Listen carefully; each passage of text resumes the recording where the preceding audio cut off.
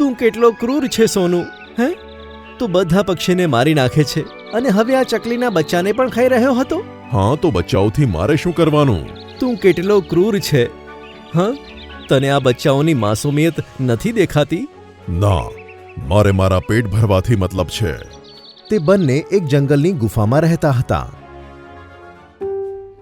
મોનુ હંમેશા બધાની મદદ કરવા માંગતો હતો અને સોનુ હંમેશા મારીને કામ ચલાવી લેતો હતો. એક દિવસ સોનુ એક ઝાડ પર જઈને બેસી ગયો. ત્યાં જ તે ઝાડમાંથી અવાજ આવવા લાગ્યો. બચાવ, બચાવ! અરે શું થયું તને? શા માટે રડે છે? તને જે સામે ઝાડ દેખાય છે ને, તે મારા જ મૂળમાંથી આવ્યું છે અને તેને કોઈએ તીર માર્યું છે.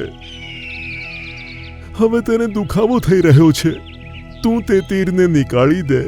હું શું કામ કરું તારું કામ? હું તારું કોઈ કામ નહીં કરું. નીકાળી દે બાજ બેટા.